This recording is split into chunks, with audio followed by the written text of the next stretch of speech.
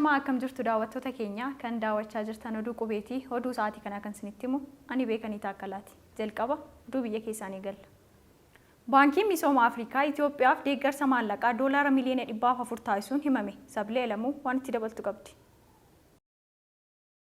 Baankiin Misooma Afrikaa Itoophiyaaf deeggarsa maallaqa doolaara miliyoona 104 raggaasise. Baankiin Misooma Afrikaa dhiyeessii anniisaa Itoophiyaa fooyyessuuf gargaaru maallaqa doolaara Ameerikaa miliyoona 104 raggaasisuu beeksise. Daayirektarri misooma sirna humna baankichaa Obbo Baachii Baaldee piroojeektiin kun dandeettii giriidii humna ibsaa baha Itoophiyaa dabaluu fi dhiyeessii humna ibsaa haaromfamuu danda'uu fi amanamaa ta'e akka dabalu himani. Deeggarsi maallaqaa kun tattaaffii dhiyeessii anniisaa mootummaan baha Itoophiyaa keessatti taasisuun kan gargaaru yoo ta'u, horsiisee bultoota qonnaan bultoota maasii xixiqqaa qabanii fi kutaalee hawaasaa biroo ni fayyadas jedhame. Boordiin daayirektoroota Baankii Misooma Afrikaa gargaarsa maallaqaa doolaara miliyoona 104 kan baha Itoophiyaatti dhiyeessii humna fooyyessuuf oolu guyyaa har'aa raggaasisuu wal qabatee gargaarsi maallaqaa kun doolaara miliyoona 52 kan fandii Misooma Afrikaa irraa argamee fi akkasumas doolaara miliyoona 52 liqii lafa fandii misooma dinagdee Kooriyaa kaabaa tubsa waliigaltee misooma humna Kooriyaa Afrikaatiin kennamedha. Waliigalteen kun qaama misooma dinagdee fi guddina hawaasummaa itti fufaa biyyoota Afrikaa waliin guddisuuf sadaasa 2021 Baankii Misooma Afrikaa fi mootummaa Riippaabilikii Kooriyaa gidduutti mallatteeffamuun isaa eerame. Baankichatti daayirektara misooma humnaa kan ta'e Baachii Baaldee akka jedhitti piroojeektiin kun dandeettii oomisha humnaa guddisuun dhiyeessii humna elektirikaa qulqulluu fi amansiisaa ta'e baha Itoophiyaatti ijaaruudha jedhani. Dhiyeessii humna elektirikii guddisuun ciccitaa humna elektirikaa fi dhiyeessii humnaan dabareedhaan naannicha keessatti kennamaa jiru fooyyessuu, warshaalee fi manneen namoota dhuunfaatiif humna dhiyeessuu fi itti fayyadama jenereetaraa kan namoonni humna elektirikii maddisiisuuf itti fayyadamaa jiran hojii ala gochuu daayirektarichatu hime. Piroojeektiin kun misooma jallisii qonnaa kan lafa hektaara 463,174 misoomsuun nyaataan of danda'uu fi nyaata beelladoota dhiyeessuuf mootummaan karoorfate kan tumsu ta'uu ibsame. Piroojeektichi ijaarsa daandii raabsa sarara dachaa kiiloovooltii 400 kan lafa 157 kiiloomeetirii kan buufatoota xixiqqoo Harar, Jijjigaa fi Faafamitti argaman kan wal quunnamsiisu ta'a. Piroojeektiin kun karoora Riippaabilikii Federaalaa Somaaliyaa fi gaanfa Afrikaa walitti hidhuu fi walitti bu'iinsa jiru furuuf ida'amuu dinagdee tumsuuf oolaa jedhame. Piroojeektiin kun daldalaa fi warshaatiif bu'aa guddaa kan qabus ta'uun tilmaamamee jiraachuun himame. Barattoonni 200 kan parsantii 40 shamarran ta'an ijaarsa kana irraa muuxannoo akka argatanii fi ji'oota 6 ijaarsa kana keessatti akka hirmaatan taasisas jedhame. Kana malees barattoota 30 kan parsantii 50 shamarran ta'aniif seektara humnaatiin carraalee leenjii akka kennus himame.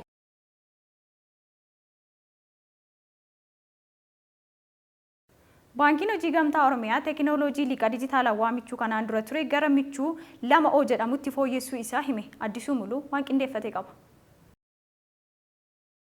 Baankiin Hojii Gamtaa Oromiyaa tajaajila teekinooloojii liqaa dijitaalawaa michuu kan wabii hin barbaannee fi biyya kanatti baratamaa hin taane kanaan dura ifoomsuun maamiltoota isaa hedduu fayyadamoo taasisuun isaa kan yaadatamu yoo ta'u, guyyaa har'aa immoo bakka hooggantoonni baankichaa olaanoon keessummoonni affeeramanii fi kanneen biroon argamanitti tajaajilicha daraan fooyyessuun kenna tajaajila isaa kan duraa caalaa fooyyessee qaqqabummaa isaa cimsachuuf kan isa gargaaru tajaajila teekinooloojii liqaa michuu kanaan dura michuu qofa ture gara michuu guyyaa fi michuu wabii jedhamanitti ol fooyyessuu isaa ifoomse. Sagantaa tajaajilicha ifoomsuu baankichaa irratti ministeerri deetaan ministeera hojii fi ogummaa obbo Nugusuu Xilaawun, pirezidaantiin baankichaa obbo Darribee Asfaw dabalatee qondaaltonni biroon argaman. Tajaajiloonni teekinooloojii liqaa dijitaalawaa baankichaa irra ifoomse kunneenis teekinooloojii tajaajila liqaa, gaaffii liqaa fi dhiyeessii isaa salphaa ta'e, akkaataa ulaagaa fi iyyannoo liqaa maamilaa xiinxalee yeroo gabaabaa keessatti kaapitaala hojii daldalaa guyyaa torbanii fi ji'aan maamiltoota dhuunfaa fi intarpiraayizoota maayikiroo xixiqqaa fi giddugaleessaaf kan mijeessudhas jedhame. Haaluma kanaan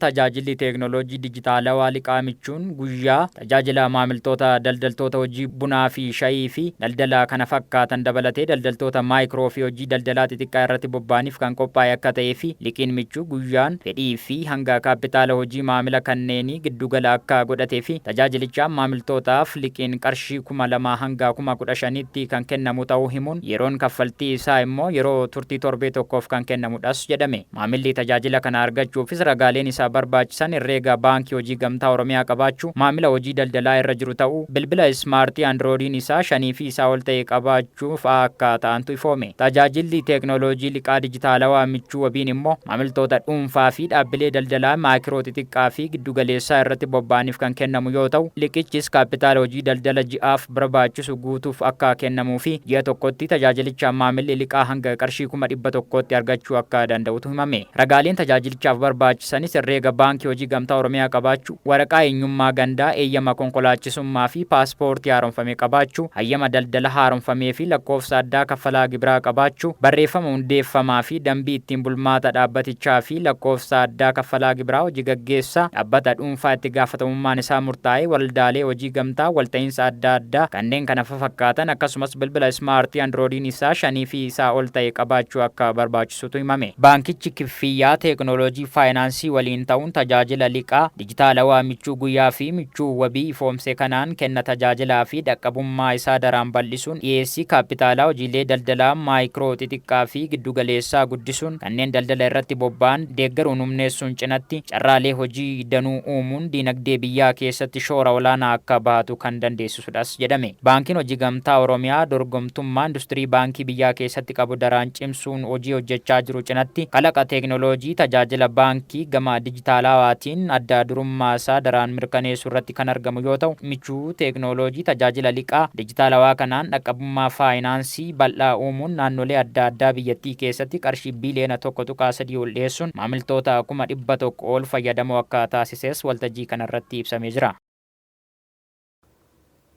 Agarsiisni kaarnivaala Goobee fi Shinooyyee marsaa 5ffaan biiroo Koongireensii Federaalawaa Oromoo magaalaa Finfinneetti agarsiifamee jira. Agarsiisni kaarnivaala Goobee fi Shinooyyee marsaa 5ffaan biiroo Koongireensii Federaalawaa Oromoo magaalaa Finfinneetti argamutti guyyaa har'aa bifa ho'aa ta'een agarsiifamee jira. Sirna jalqaba agarsiisa kaarnivaala Goobee fi Shinooyyee kana irratti hooggantoonni Koongireensii Federaalawaa Oromoo dargaggoota agarsiisicha irratti hirmaachaa jiraniif ergaa baga nagaan dhuftanii dabarsuutiin dargaggoota kanneen simatanii jiru. Agarsiisni kun guyyoota itti aananis magaalattii bakkoota garaagaraatti itti fufuun kan agarsiifamu ta'utu himame. Miseensi hooggansa kibba Tigraay nama dhuunfaan ajjeefame. Leensaa Hordofaa dabalata qabdi. Miseensi hoogganaa godina kibba Tigraay nama dhuunfaan ajjeefame. Itti gaafatamaan dhimma hawaasummaa naannoo Tigraay zoonii kibbaa obbo Saamson Feefrii halkan fulbaana 2016 ajjeefamuu isaanii waajjirri godinaa BBC'f mirkaneesse. Hoogganaan du'e kun waggoota dheeraaf naannichatti gitoota mootummaa adda addaa akkasumas iddoo itti gaafatamaa paartii dhaabaa ta'uun tajaajilaa akka turan ibsamee jira. Odeeffannoon bakka sanarraa argame akka mul'isutti namni dhuunfaan tokko obbo Saamson bakka itti bashannanaa ture keessaa ba'ee rasaasaan rukutee ajjeesee jedhame. Waajjira poolisii godina kibbaa hordoffii fi qorannoo isaa akka jiru ibseera. Garuu namni kun to'annoo jala ooluu fi dhiisuu isaa irratti wanti dubbatame hin jiru. Reeffi isaa qorannoof gara hospitaala Aayidar Maqaleetti ergamee erga qoratame booda kaleessa gara Maayichuutti deebi'uu waajjirri godinichaa dabalee beeksise. Itti gaafatamaan dhimma hawaasummaa duraanii obbo Saamson gaa'ela kan qaban yoo ta'u abbaa ijoollee afuriiti. Bulchaan yeroo naannoo Tigraay kan ta'an Geetaachoo Raddaa ibsa tibbana kennaniin naannicha keessatti jeequmsi jiraachuu fi manneen hidhaa dhuunfaa bulchiinsi isaanii hin beekne akka jiran ibsuun isaanii ni yaadatama. Kanuma waliin bulchiinsi yeroo aangoo mootummaa naannoo sana jiru guutummaatti to'achuu baatus rakkoon kun daran hammaataa akka dhufe eeran. Akkasumas humni poolisii naannichaa gubbaa hanga jalaatti gurmaa'uun qaama aangoo osoo hin taane uummata dura dhaabbatu ta'uun ibsamee jira. Rakkoo nageenyaa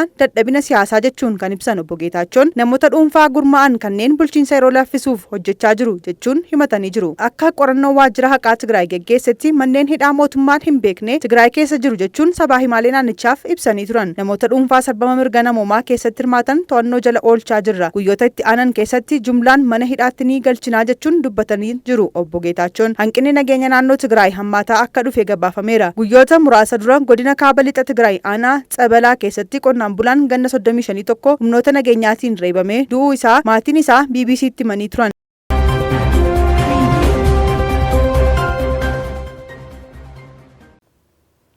Daawwattoota keenya kan daawwachaa jirtan oduu qubeetii amma immoo biyya alaarraa argannetti ceena.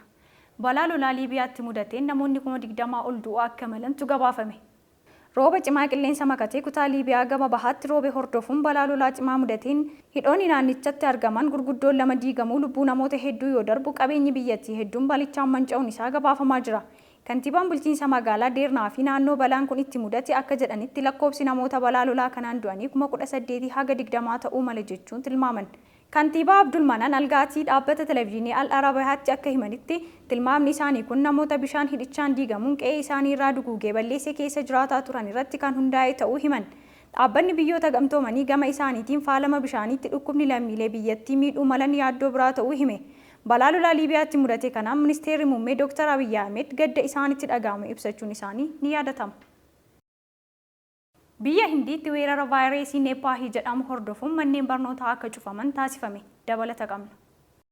Biyya Hindiitti vaayirasiin Nippaay jedhamu mul'achuu isaa wal qabatee namoonni lama sababa vaayirasichaan du'uu isaanii hordofuun manneen barnootaa cufamuu fi sochiin hawaasummaa daangessuuf murtaa'e. Vaayirasiin Nippaay kan talaallii hin qabnee fi ho'a qaama olaanaa fi infekshinii sirna hargansuu fiduun dhiita'uu sammuu fiduun du'aaf akka dhaqqabsiisutu gabaafame. Kanaaf tatamsa'ina vaayirasichaa dhaabuuf jecha Hindiin namoota baay'ee walitti qabamuu irratti uggura kaa'uu ishee akkasumas manneen barnootaa tokko naannoo kibba Keerallaa cufamuu isaanii TRTtu gabaase. Vaayirasiin Nippaay du'a dhibbeentaa 40 haga 75 akka fidu dhaabbanni fayyaa addunyaa ibsee jira. Biyya Hindii keessatti namoonni lamaan vaayirasichaan du'anii alattis namoota 3 irratti vaayirasichi argamuu danda'ee jira. Ogeeyyii fayyaa 153 dabalate namoota 700 sababa namoota vaayirasichaan lubbuun isaanii darbee fi namoota vaayirasichaan qabamuun isaanii beekame waliin quunnamtii qaban hordoffiin cimaan taasifamaa fi akka jirus ibsame. Vaayirasiin kun simbirroo halkanii fi booyyee irraa maddee namatti akka babal'atu yaadni kan dhiyaate yoo ta'u nama irraa gara namaatti akka babal'atus gabaafame. Vaayirasiin dhaabbanni fayyaa addunyaa balaa guddaa akka ta'e adda baasee keessaa tokko kan ta'e vaayirasiin Nippaay birraa bara 1998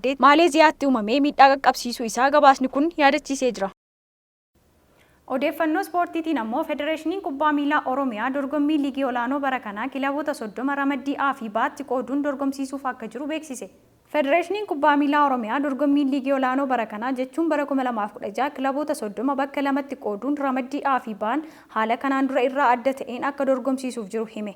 Federeeshiniin Kubbaa Miilaa Oromiyaa bu'aa bara darbee kilaboonni liigii olaanoo Oromiyaa shaampiyoona biyyaalessaa irratti Oromiyaa bakka bu'uun galmeessan sababeeffachuun dorgommii bara kanaaf xiyyeeffannoo olaanoon akka kennamuu qabuu fi adeemsa dorgommichaa haala kanaan duraa irraa fooyya'aa ta'een kilaboota bakka lamatti qooduun kilaboonni tapha dhaqaa galaa jechuun marsaa 2 istaadiyeemotaa fi magaalota ulaagaa dorgommichaan guutan 4 keessatti akka wal dorgoman taasisuuf akka jiru hime. Qulqullina olaanoo kilaboota ciccimoo Oromiyaa bakka bu'uun dorgoman horachuuf kan hojjetamu ta'uu himuun akkaataa yaadicha kilabiin tokko ramaddii isaa irra dhaqaa galan taphoota 28 kan taasisu ta'uu baay'ina kilaboota Federeeshiniin Kubbaa Miilaa Itoophiyaa murteesseen kilaboonni ramaddii isaanii qabxii galmeessan Oromiyaa bakka bu'uun shaampiyoona kilaboota Itoophiyaa irratti kallattiin akka hirmaataniif karooricha hojii irra oolchuu fi marii bal'aan hooggantoota kilabootaa waliin taasifamuuf akka jiru ragaan toora marsariitii hawaasummaa Federeeshinii Kubbaa Miilaa Oromiyaa irraa argame ni ibsa.